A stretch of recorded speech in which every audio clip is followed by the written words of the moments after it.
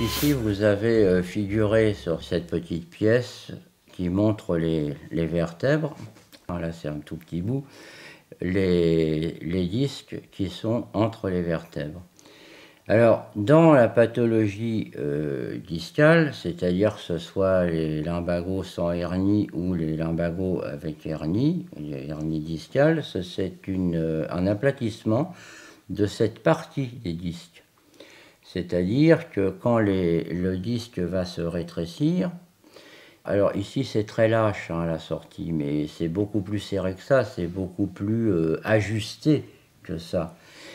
Quand les vertèbres se rapprochent, on comprend en regardant ça que, notamment ici, on comprend que ça va venir comprimer les sorties de chaque côté. C'est ça qui fait mal.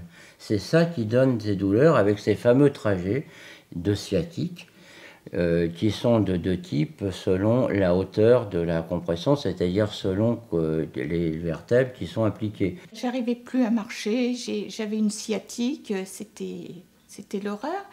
Et en plus, je faisais des thromboses. J'ai fait des thromboses jugulaires, ce qui se voit exceptionnellement. Mon activité médicale actuelle est assez variée, puisque moi je suis de formation phlébologue, je travaille donc sur les vaisseaux, et homéopathe.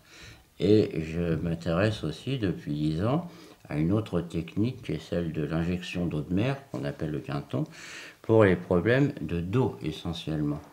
Bien qu'on va voir que ça puisse s'appliquer aussi à d'autres articulations que les articulations lombaires, dorsales et cervicales. Ah, c'était le miracle, je le crierai sur tous les toits et je le dis à tous les gens que je rencontre qui se plaignent de ceci ou de cela, je dis vous devriez essayer ça.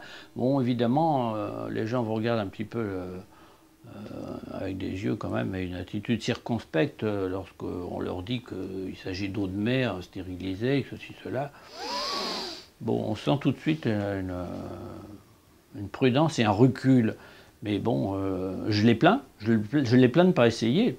Je ne sais pas si ça peut guérir tout, mais dans ce cas très précis, c'était vraiment la chose à faire.